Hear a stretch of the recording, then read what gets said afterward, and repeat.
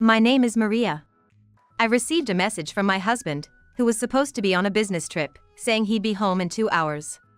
I thought he must have gone out of his way to contact me from his trip. At that time, I truly believed so. However, an hour and a half later, another message from my husband. I wonder, he doesn't usually contact me this much. Excitedly, I checked his text. The private spa at the luxury hotel was great, wasn't it? What's this? Luxury hotel? Private spa? I didn't go to such a place. What on earth is he talking about? As I was pondering this, yet another message came through. I will always love you. What's this? Definitely not meant for me. That's for sure. So, a mistress? A lover? Cheating? My mind went blank and I couldn't comprehend. And then, another message from my husband. I'll be home for a bit, but I'll head right over after I change. Wait for me, okay? Despite not contacting me this much, what diligent messaging. What's he doing? Sending messages meant for his affair partner to his wife. Too lost in fantasy, such a mistake. What's going on? Anger welled up inside me, my fingers trembling, almost dropping my smartphone. Mark and I have been married for 7 years. Our child is now in elementary school, and we seem to be managing quite well. We bought our own home, and I've been helping with the household income by working from home. Lately, Mark had been working hard, doing overtime and working on weekends, saying we have a mortgage to pay. That's why I stopped my work to cook him nutritious meals, for his sake. It was all for him. For the sake of easing my husband's hard work for the family. No matter how late he came home, I stayed up waiting for him, and I wouldn't go to bed until he did, and when he was home, I made sure the kids didn't bother him too much. For the family, for my husband. I believed this was what would make me happy. But cheating, really? Now that I think about it, my husband occasionally comes home smelling of perfume. Oh. You smell like perfume.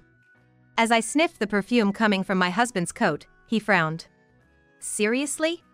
Must have rubbed off on me in the train. I see, must have been someone with strong perfume then. I believed his words and didn't doubt him. But I noticed that his smartphone was locked. Why did you put a lock on your smartphone? Huh? You never used to lock it before, did you? Suddenly, he became angry. That was then. It's my phone, I can do what I want. Don't touch other people's phones without permission. He wasn't the type to get angry over such things, so why now? He must be in a bad mood. Maybe he's tired? That's all I thought. But my husband became easily irritated over small things. Hey, how about we go out for a meal with the family next holiday? I have work that day. Again? Working on a holiday? What, you doubt me? I'm doing all this for you guys. Why do I have to be questioned like this? You have it easy, earning just a little money from home, acting like you're working so hard. I'm out here struggling with all this work. Why are you getting so mad? Shut up. I'm going out.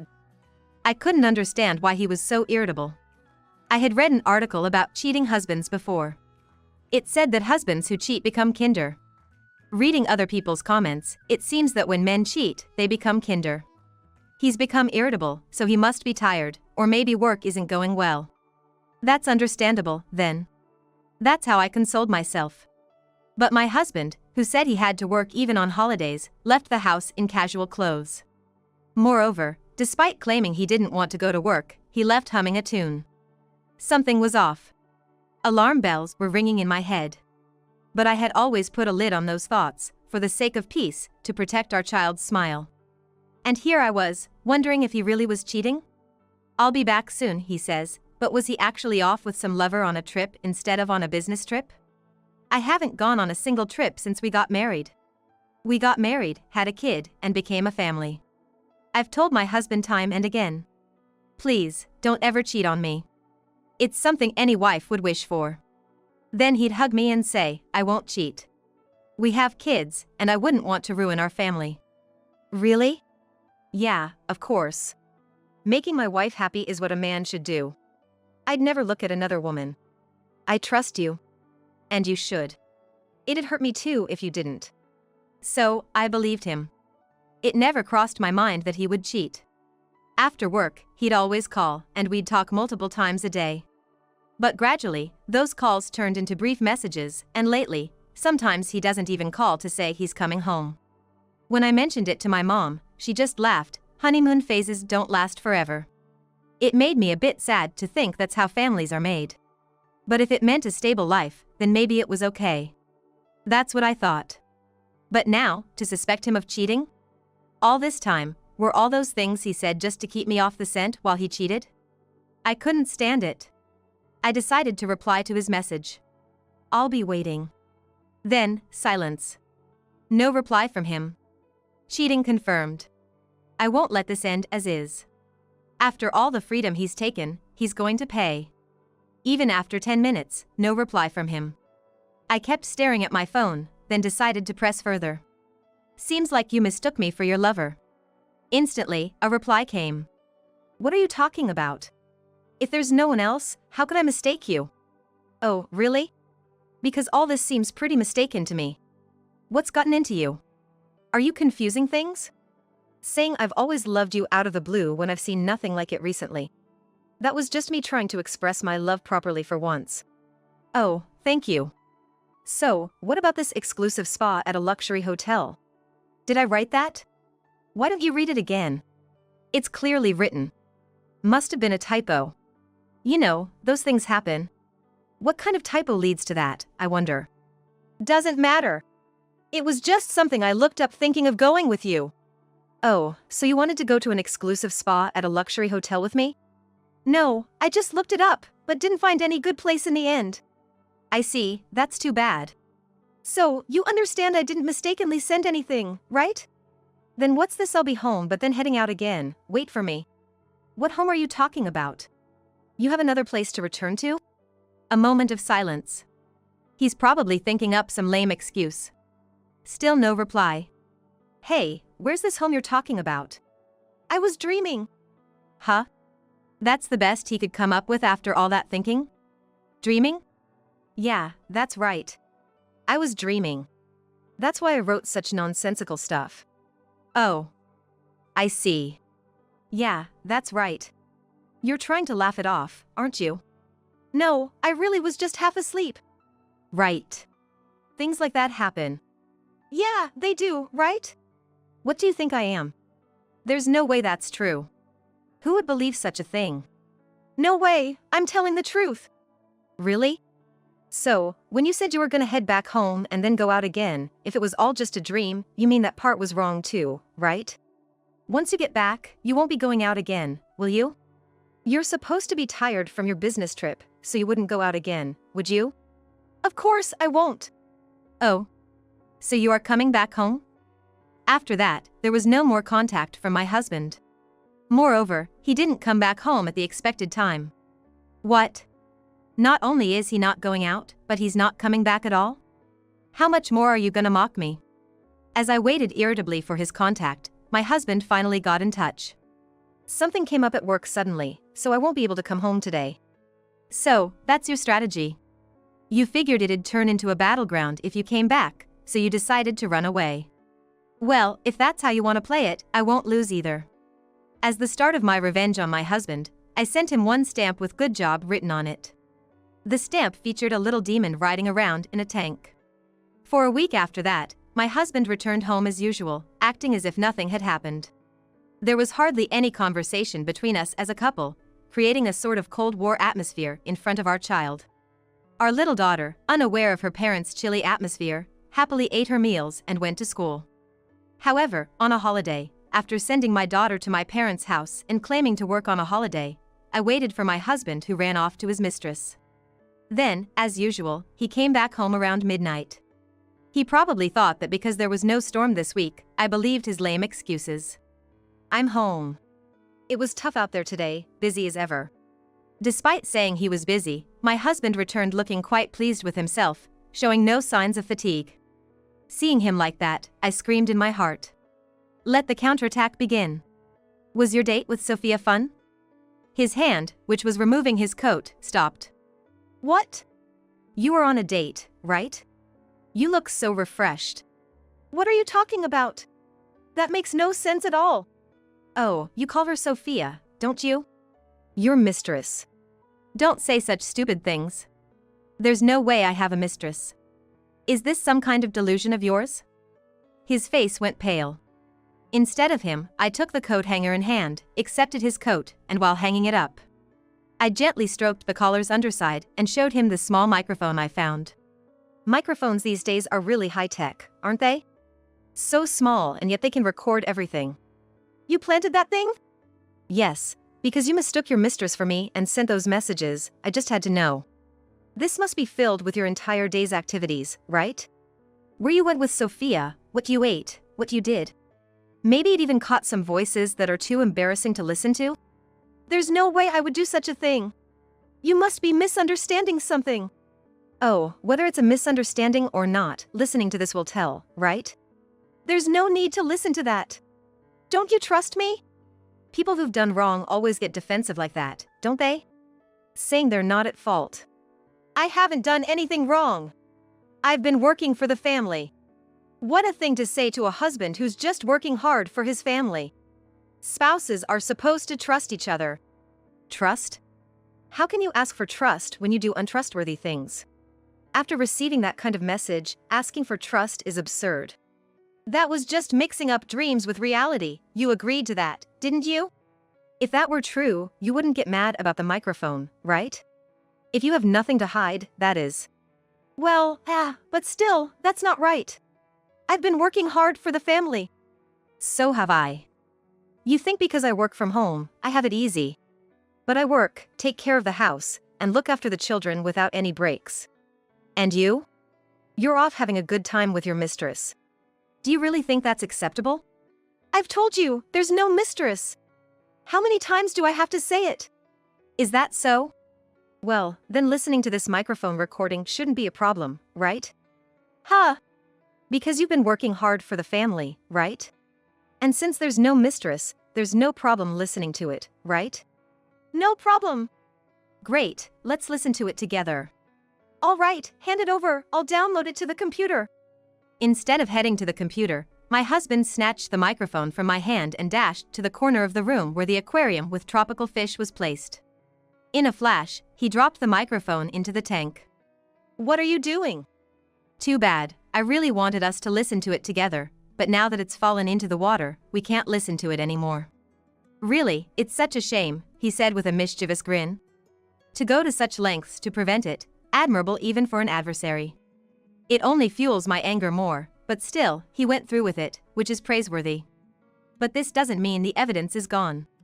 After all, I have bigger evidence in my possession. By doing that, you're practically admitting to the affair. What? You did it because you have something to hide, right? To do such a thing without thinking, how foolish. What are you saying? I'm not having an affair. That was just disposing of something unnecessary. You're the one who's too suspicious. Oh, is that so? I reached for the drawer to pull out my next piece of evidence. A large envelope printed with the name of a detective agency. Do you know what this is? What's that? This, my dear, is a report from a certain detective agency where I requested an investigation into your conduct. It thoroughly documents your affair with a woman. This makes it clear that your companion is Sophia.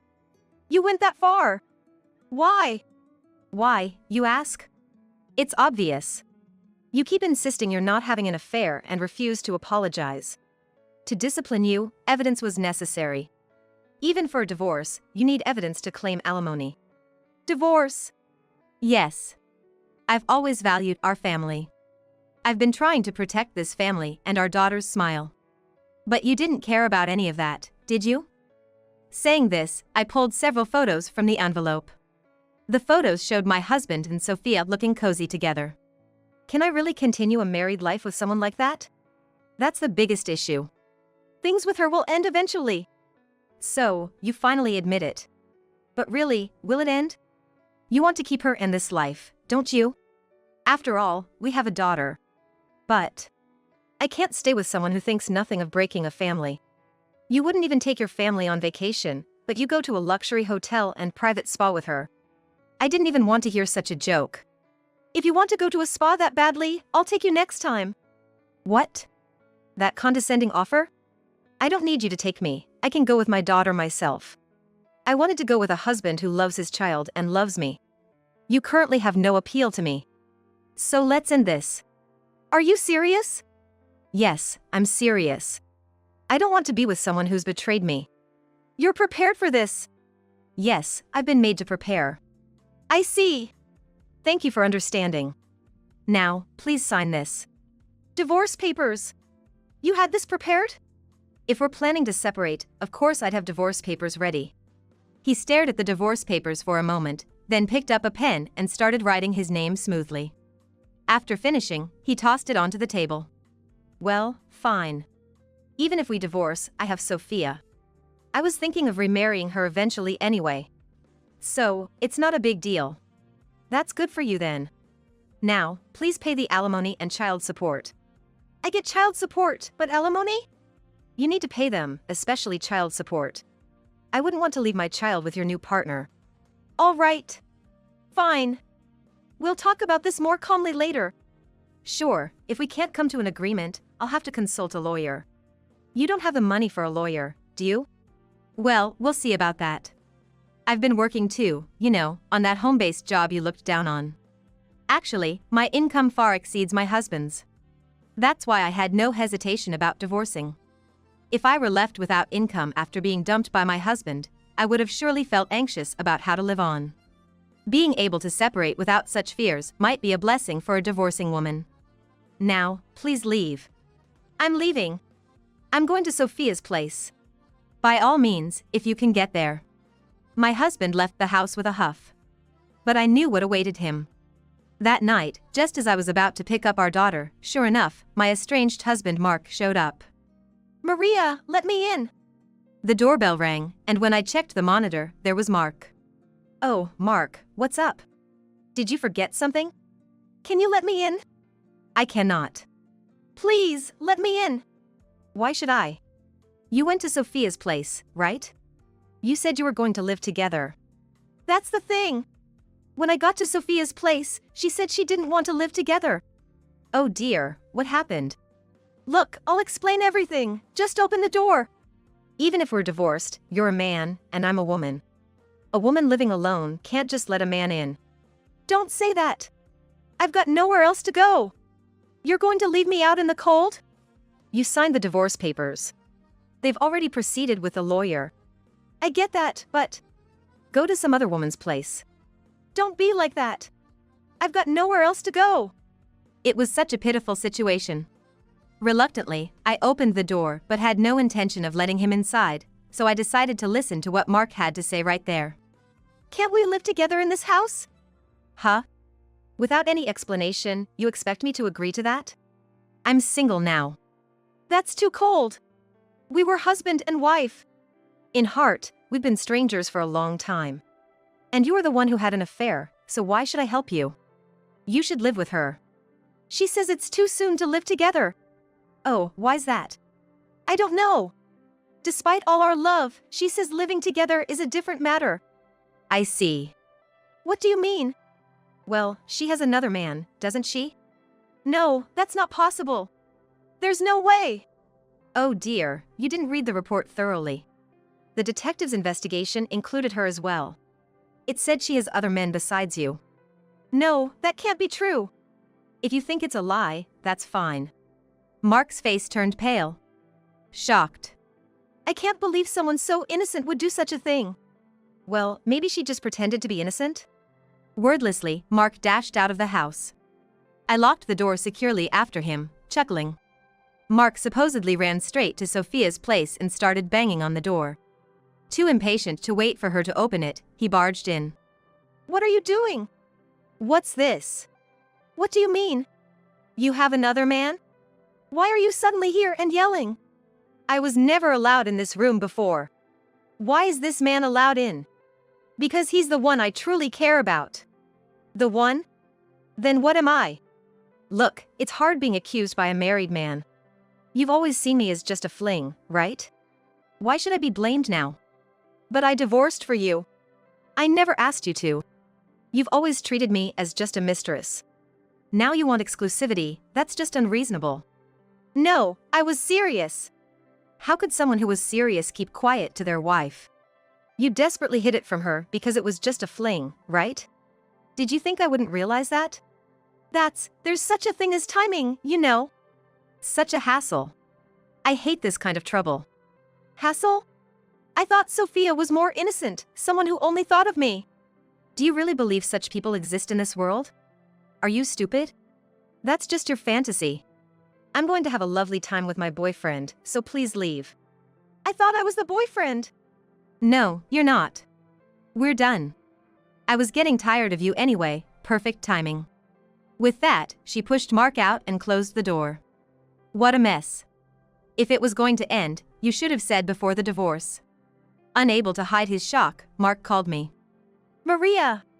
Oh, Mark. Where are you now? At my parents' house. I've got nowhere to go. Oh, why is that? What about your girlfriend? We broke up. You found out she had another man? Yeah, she told me I was just a fling. Well, tough break. I've broken up with her. I heard you for the first time.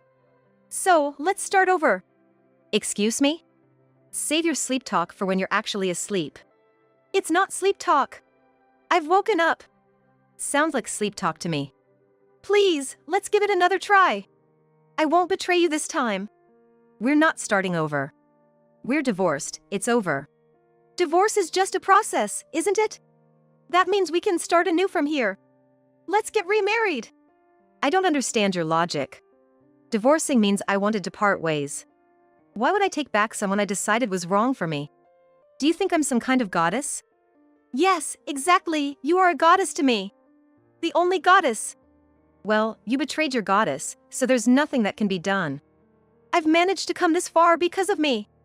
Why won't you consider remarrying me? Bold of you to say after having an affair. Unbelievable.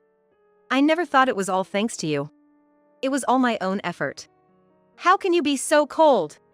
Thanks to you making me suffer, I've become stronger. I see. If that's how it is, fine. I'll sell the house. That's quite the sudden change in direction. We're divorced, so there has to be a division of property. It's better to turn the house into money rather than keeping it as is. I suppose you're right. And you'll give me half of whatever you get from selling it? Yes, I'll give you half of what it sells for. But you'll also lose the house. This will show you what it was like to have me around. Sure. Eventually, my husband put the house up for sale. I immediately bought the house we had lived in for 7 years, and I got half of the amount Mark received from the sale. However, Mark was thrilled that I had lost my place to live and called me, gloating. How does it feel to have nowhere to live? Now you see how important I was, right? Think again. I've already secured a place to live. Where? In the house we lived in for 7 years. There's no place like home. How? You didn't have the money. Too bad for you. I've been earning far more than you with my home-based job, so buying this house was no problem at all. So, you're saying you used the divorce settlement and your income after the marriage to buy the house? Nope, wrong again. The money I used to buy this house was from savings I had before we got married. You had that kind of money? Then that should have been included in the property division. Wrong once more. Pre-marriage savings don't need to be divided. You really should have studied up. That's ridiculous. Mark couldn't hide his shock and hung up. Having lost his living space, Mark boasted, I have a job, so I can manage a slightly expensive place, and rented a condo. After a while, I demanded child support from Mark. Thanks to the additional income from child support, I was able to provide a proper education for our daughter. However, Mark was then demanded a severance payment by his mistress. Why do I have to pay a severance payment? Surprised, Mark immediately contacted the mistress, who boldly stated, after all the fun we've had, it's only natural I demand compensation for breaking up. Pay up. Refusing to pay led the mistress to storm into his workplace. She tearfully protested to Mark's direct supervisor. Mark toyed with me. Such behavior was not tolerated, resulting in Mark's demotion and a significant cut in his salary. Eventually, he couldn't afford the rent and had to move from his condo to a shabby flat, downgrading his living situation drastically. Despite this, life didn't get any easier for him, as he had to juggle his day job with a night job. As for me, my home-based work was thriving. And the two of us were living comfortably. I've never regretted parting ways with him, not even once.